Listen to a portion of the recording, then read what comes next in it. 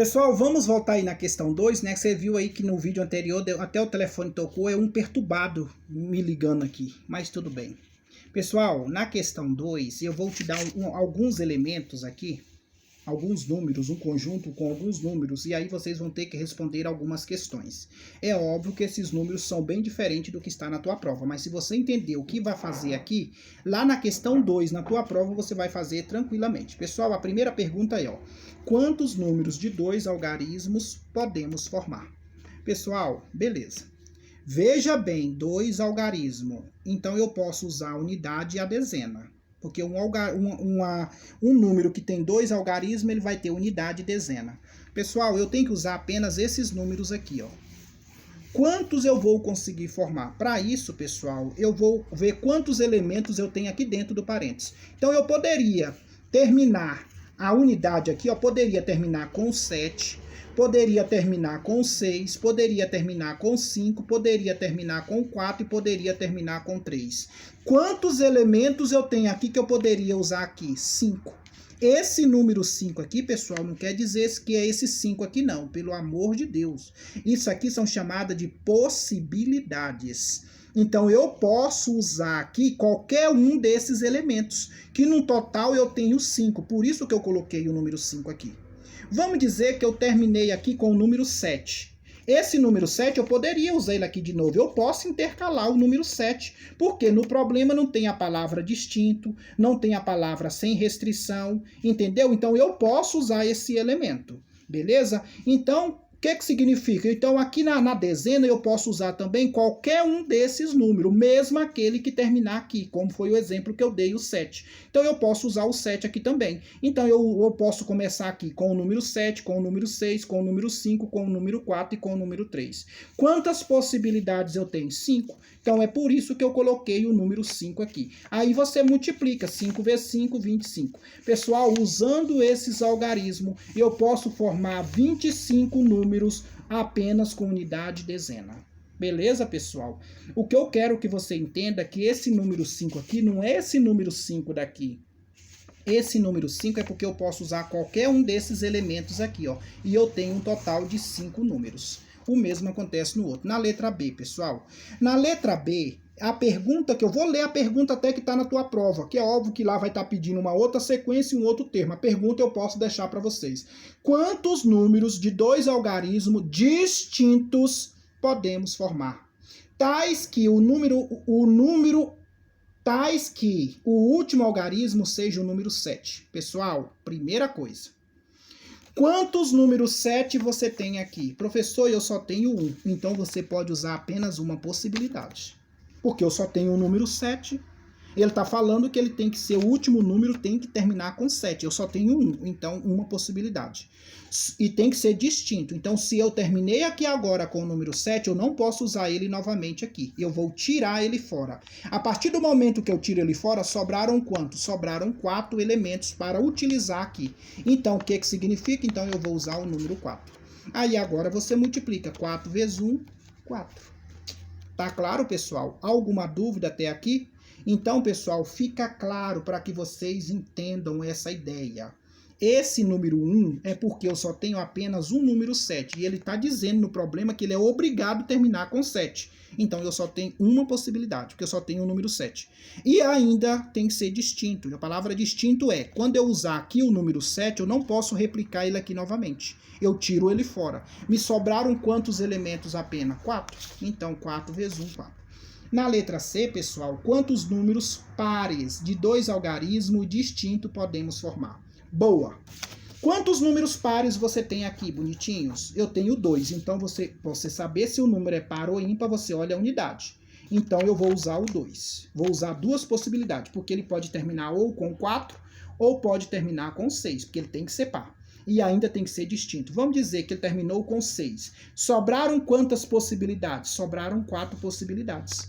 Então, 4 vezes 2, você vai ter o resultado 8. Agora a letra D, pessoal. Quantos números ímpares de 2 algarismos podemos formar? E distintos. Quantos números ímpares você tem aqui? Eu tenho 3, então você vai ter 3 possibilidades, porque eu posso terminar com 7, posso terminar com 5 ou posso terminar com 3. Então eu tenho 3 possibilidades. Vamos dizer que eu terminei com o número 3. Sobraram quantas possibilidades? Sobraram 4. Aí agora você multiplica. 4 vezes 3, 12. Agora você entendeu? Pessoal, então não é tão monstro, não é tão difícil que você não entenda. O que eu quero que vocês entendam é que esses números que estão entrando aqui embaixo é possibilidade. Não é os números que estão lá. Esses números que estão aqui é para você usar. E você vai me dizer quantas vezes você pode usar ele. Beleza, pessoal? Então fica claro, assiste esse vídeo, pratiquem. Pratiquem. Questão 3. A questão 3, pessoal, nós vamos falar de permutação com e sem repetição. Pessoal, permutação com repetição. O que é a permutação com repetição? Quando você tem letras repetidas. Por exemplo, a palavra biscoito. Eu tenho o I repetido e o O repetido. Aí você vai contar quantas letras tem. 1, 2, 3, 4, 5, 6, 7, 8. Então você tem 8 fatorial, dividido. Aí vamos ver as letras repetidas. O I repetiu 2 vezes e o O também repetiu 2 vezes. Então é 2 fatorial e 2 fatorial. Aí você vai decompor 8 vezes 7 vezes 6 vezes 5 vezes 4 vezes 3 vezes 2.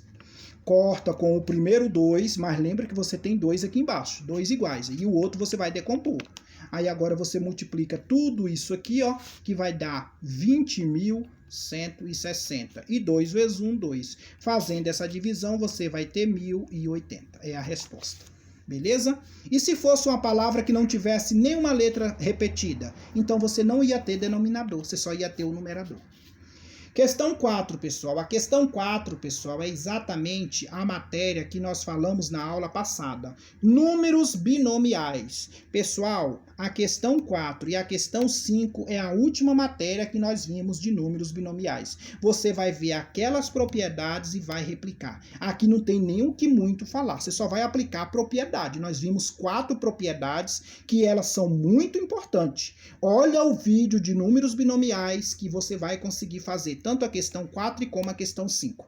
É o último vídeo das nossas aulas. E eu vou replicar esse vídeo junto, tá? Com essa revisão para que vocês memorizem. Olha lá. Isso aqui não tem muito o que dizer, não. Você só vai assistir o vídeo e vai fazer. Questão 6. A questão 6, pessoal, é igualzinho à questão 1. É um problema que você vai ter que ver se a ordem importa ou se não importa. Se a ordem importar, você vai ver se você vai aplicar arranjo ou combinação. E a questão 7 é igualzinho à questão 2. A questão 2, pessoal, olha bem. A questão 7 é igualzinho a 2. Eu vou te dar algumas regrinhas para vocês. Vai ter, por exemplo, assim, ó, você tem uma urna. Nesta urna vai ter bolas aproximadas. Vamos ter 5 bolas. Eu tenho ali uma urna ou uma caixa. Nessa caixa tem 5 bolas. E a pergunta dele vai ser bem essa daqui, ó. A questão 7, eu tô falando da questão 7. Olha bem, ó. Em uma urna de sorteio ou uma caixa de prêmio, existe 5 bolas enumeradas de 0 a 5. 5 bolas enumeradas de 0 a 5. Olha bem a pegadinha. Quando eu falo 5 bolas enumeradas de 0 a 5, quantas bolas você tem aí no total dentro da caixa? 5 ou 6? Se ela está numerada de 0 a 5, você vai ter 6 bolas, porque o 0 vai contar. Depois de tudo isso, você determine o número de possibilidades existente num sorteio cujo prêmio é formado por uma sequência de 3 algarismos. Pessoal, é só você decompor. Se eu tenho 5 bolas, então eu vou me decompor 5 vezes 4 vezes 3. Aí você vai ver a pergunta que ele está dizendo na tua questão, aquele número que ele está dizendo, e você vai decompor até a quantidade de bolas que você vai tirar. A quantidade de algarismo, beleza? E eu falei que tinha que ter 3, então você vai decompor 5, 4 e 3. É muito parecido. Então não tem muito mistério aqui não. Só vocês criar a vergonha na cara e assistir os vídeos. Questão 8, igualzinho a 1. Vai ter um problema. Você vai ler o problema e vai verificar se a ordem importa. Inclusive a questão 8 estava na lista. Resolvemos da lista. E a questão 9? Questão 9 você vai usar a fórmula AN do arranjo e a forma da combinação. É uma equação, tá, pessoal? É uma equação. E essa equação você vai ter o arranjo, vai ter a combinação. Você vai resolver aplicando a forma do arranjo e aplicando a forma da combinação e dando sequência. Na questão 10, pessoal, na questão 10, eu tenho exatamente... Vamos entrar agora na parte de geometria. Aqui eu tenho 3 e 0 e aqui eu tenho 0 e 5. E o foco, lembrando vocês que o foco é o valor do C. Ok, pessoal? E o ponto é o valor do A. Pessoal, quando eu dou para vocês o primeiro ponto aqui, ó, é o valor do A, o segundo ponto é o valor do B. Lembra bem que aqui tá, ó, 3 e 0. X é o ponto A e aqui é como se fosse o Y. Y é o ponto B. Então, você vai jogar no Teorema de Pitágoras, tá, pessoal? Teorema de Pitágoras. Professor, como é que eu faço isso? Vou te falar agora. Pessoal, quando vocês olharem para esse ponto, vocês vão interpretar da seguinte forma. Veja bem, quando aqui eu tenho um par ordenado, o primeiro sempre é o valor de x, o segundo é o valor do y. O primeiro sempre é o valor do x, o segundo é o valor do y. Mas veja que aqui eu tenho o ponto 3 e 0, e aqui eu tenho o ponto 0 e 5. Pessoal, agora você vai ter que usar uma cabecinha de vocês. Quando eu tenho pontos e eu vou ter número maior e o número menor. Aquele número maior, independente que ele esteja debaixo de y, independente que ele esteja debaixo de x, ele é o valor do A. E aquele ponto menor, independente que ele esteja debaixo do x ou independente que ele esteja debaixo do y, ele é o valor do B. Eu escrevi isso para vocês, ó. Sempre o maior número é o valor do A. No caso ali, o A vale 5, porque o 5 ele é maior do que o 3. O B, ele é menor do que o 5, então ele é o valor de B. E o valor de C é o que eu vou descobrir. Aí você joga na forma do Teorema de Pitágoras. Nós estamos falando de elipse, equações elípticas. Beleza? Depois que vocês jogar na forma do Teorema de Pitágoras, e aí vocês vão responder a questão que ele pede. Que ele pede exatamente determine os focos. Então você é só descobrir o valor de C. Foco é o valor do C. Você joga no Teorema de Pitágoras esses valores que está aqui nessa questão, resolve o Teorema de Pitágoras e aí você encontra o C. Esse C é o valor do foco. E lembrando que essa questão é de marcar, você logo vai cair na resposta. É óbvio que esses pontos aqui, ó, não é o que vai estar na tua prova, eu tô dando dica. Na questão 11, pessoal, eu tô te dando um ponto que é 0 e menos 2 e tô dizendo que a excentricidade é raiz de 3 sobre 5. Pessoal, qual é a forma da excentricidade? É C dividido pelo A. E isso implica dizer que o valor do C ele me deu. O valor do E ele me deu. Quem é o valor do E? Ele está dizendo, ó, excentricidade é o E. O E é igual a raiz de 3 sobre 5. Então, você vai pegar a raiz de 3 sobre 5 igual a C sobre A, que é a forma da excentricidade. Aí você vai multiplicar as diagonais. Lembrando que o C, pessoal, ele deu para você. Quem é o C? Ó, é o ponto, o ponto. Aí você fala, professor, como é que eu vou identificar aqui agora? Então, vamos identificar. Excentricidade, raiz de 3 sobre A, que é igual a C sobre A. Quem é o valor de C? Menos 2. Que ele está dizendo lá na questão que esse é o ponto do foco. Isso está dizendo, tá, pessoal? Está dizendo assim, ó. Vou ler a questão para vocês. Determine a equação de uma elipse centrada na origem, sendo que um dos focos está no ponto 0 e menos 2. É óbvio, então, que o foco é o valor do C. Então, onde tem o C, eu coloquei o menos 2 e mantenho o valor do A. Aí, multiplica as diagonais, resolve isso aqui. Aí vai ser, ó, A vezes raiz de 3A igual 5 vezes 2 menos 10. Ele está multiplicando, passa dividindo. Como não posso deixar raiz no denominador, vou racionalizar. Multiplica em cima, multiplica embaixo. Ó, 10 vezes raiz de 3, que está aqui, 3 vezes 3, 9. Raiz quadrada de 9, 3. Como não dá para dividir, nem dá para simplificar, esse é o valor do A. E aí, quem é o valor do C? Menos 2. Quem é o valor de B? Você vai jogar na forma do Teorema de Pitágoras e descobrir o valor do B. Mas, professor, lá vai dar uma coisa horrorosa assim? Te garanto que não. O número que está lá, exemplo, isso aqui é porque eu criei número agora. Então, deu um cálculo difícil, mais difícil. Mas lá vai ser muito tranquilo. Você só vai saber substituir. Veja bem o caminho que você vai fazer a questão 11 igualzinho, tá?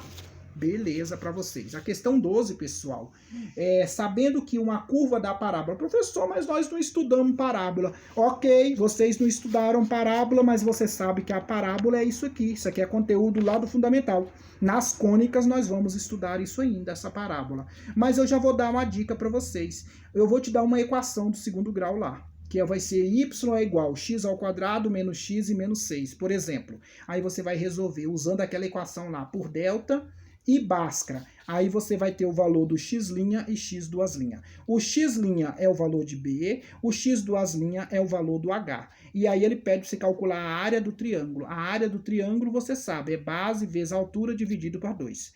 Mas é óbvio, para você ter o valor de B e você ter o valor de H, você tem que resolver a equação de segundo grau. E não erra. Por Bhaskara e delta. Eu vou te dar a equação, tá? A equação da parábola vai estar lá na prova. Você resolve aquela equação por Bhaskara e delta. Depois que você resolver, você vai encontrar x1 e x2. Encontrou x1 e x2, x1 é o valor de B, x2 é o valor do H. Substitui e resolve. Mais do que um macete desse, meu filho, só eu resolver. E a questão 13, professor, é igualzinho à questão 10. Você vai fazer o teorema de Pitágoras. A diferença da 10 para a 13 é que a 13 eu vou te dar um desenho e eu vou te dar o valor direitinho para que você possa substituir, tá? Eu vou te dar dentro desse desenho os valores e aí você substitui, resolve o teorema de Pitágoras e aí você vai encontrar a equação da elipse, as coordenadas do foco e a excentricidade. Lembrando vocês que a equação da elipse, você vai estudar o vídeo, vai ver as equações. Não esqueça, é x ao quadrado mais y ao quadrado dividido por a e o b, tudo isso é igual a 1. Lembrando vocês que a equação da elipse tem que estar nesse formato. Ah, esqueci de um detalhe. É x ao quadrado e b ao quadrado. O seu quadrado lá em cima não tem. É assim, ó, x mais y igual a 1, dividido por a ao quadrado e dividido por b ao quadrado.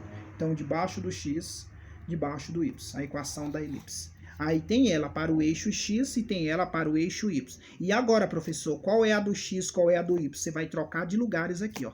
O começa com B e aqui vem o A. Mas para isso tem as regrinhas. Equação da elipse, nós tivemos essa aula, fizemos vários exercícios, te dei vários macetes e eu tenho certeza que vocês farão uma boa prova. E aí vocês estudam, pesquisa, olha lá os vídeos de teoria também e façam uma excelente prova. Meninos, um abraço a todos, até o próximo encontro. Beleza. Pessoal, não esqueça, a equação da elipse, vou colocar as duas aqui para vocês. As duas equações, então vai ser ó, x ao quadrado. Mas professor, você falou que não era o x ao quadrado? Não, porque eu errei. Y ao quadrado dividido por A ao quadrado mais B ao quadrado. Esta é uma. Agora eu vou colocar outra. Professor, qual a diferença de uma para a outra? Vou te mostrar agora. X ao quadrado mais Y ao quadrado igual a 1 dividido por B ao quadrado dividido por A ao quadrado. Beleza, pessoal? Então essas são as duas equações da elipse. X ao quadrado mais y ao quadrado igual a 1 dividido por a ao quadrado e aqui dividido por b ao quadrado. A outra também você pode ver que é a mesma coisa, ó, x ao quadrado mais y ao quadrado igual a 1 dividido por b ao quadrado e aqui ao quadrado. A diferença de uma pela outra, pessoal, é só o denominador que muda de lugar, tá? Não esqueça. Agora, professor, e qual delas eu vou aplicar? Pessoal, aí agora você vai analisar direitinho a forma. Quando a sua elipse estiver na horizontal, deixa eu fazer aqui na horizontal assim, ó. Vou fazer o ovo bem aqui, ó. Horizontal, você vai usar esta equação aqui, ó. Então, quer dizer, o eixo X, ele é maior, beleza? Quando ela estiver na vertical, ela vai estar nesse formato aqui assim, ó. Deixa eu colocar o formato para vocês. Aqui, ó. Então, significa que ela aqui, significa que o eixo Y é maior. Aqui você tá o eixo Y e aqui você tá o eixo X, né, pessoal? Isso aí é óbvio, todo mundo sabe.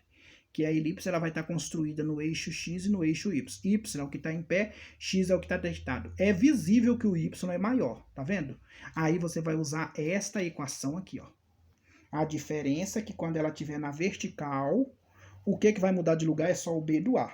E quando ela estiver na horizontal, o eixo X está bem, o eixo Y está bem aqui, ó. Y está aqui, o eixo X está bem aqui, ó. Veja que o eixo X é bem maior, tá vendo? Do que o eixo Y. O eixo Y é daqui até aqui, o eixo X é daqui até aqui, ó. Ele é bem maior. Então, significa que você vai usar esta equação da elíptica aqui, ó. E quando ela estiver na vertical, você vai usar essa daqui, ó. Qual é a diferença de uma para a outra? Quando o eixo X é maior, o A vai estar debaixo do X. Quando o eixo Y é maior, o A vai estar debaixo do Y. Essa é a única diferença, tá? Esse negócio que eu falei aqui ao quadrado, isso aqui permanece. É loucura minha, tá? É muita informação na cabeça e às vezes a gente dá uma viajada. Mas agora você não vai viajar mais não. Você vai saber. E é exatamente, na questão 3, ele pede exatamente isso.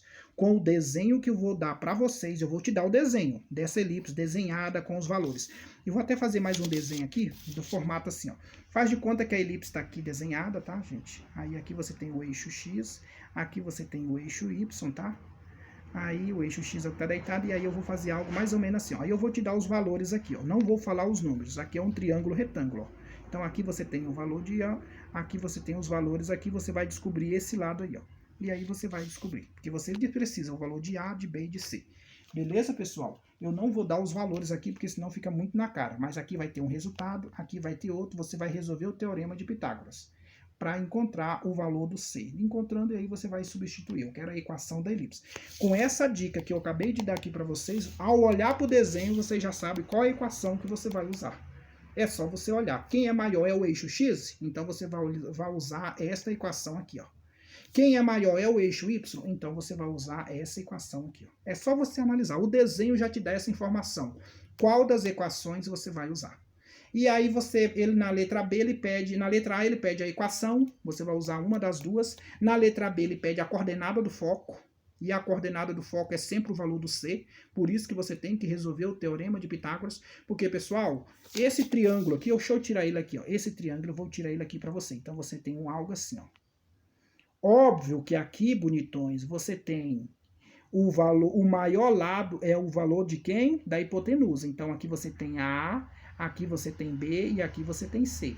Então você vai ter que calcular o teorema de Pitágoras, que é A ao quadrado, que é igual a B ao quadrado mais C ao quadrado. Você vai ter que fazer esse cálculo. Por quê? Porque você precisa descobrir o valor do A, precisa descobrir o valor do C, do B e precisa descobrir o valor do C. Por que você tem que descobrir? Porque nos itens que eu vou pedir para você, o A, o B e o C, eu vou usar todas essas letrinhas lá em cima. Aqui só já estou usando duas, ó. A você tem que saber o valor, B você tem que saber o valor, não importa, mesma coisa da outra, e o valor do C. Então é muito fácil. Com essa dica, eu tenho certeza que você fará uma excelente prova. Mas não esqueça que as equações da elíptica são essas aqui, ó. Essa é uma e essa daqui é outra. São duas, tá? Você vai ter que saber a diferença das duas aí no desenho. Um abraço para vocês, até o próximo encontro.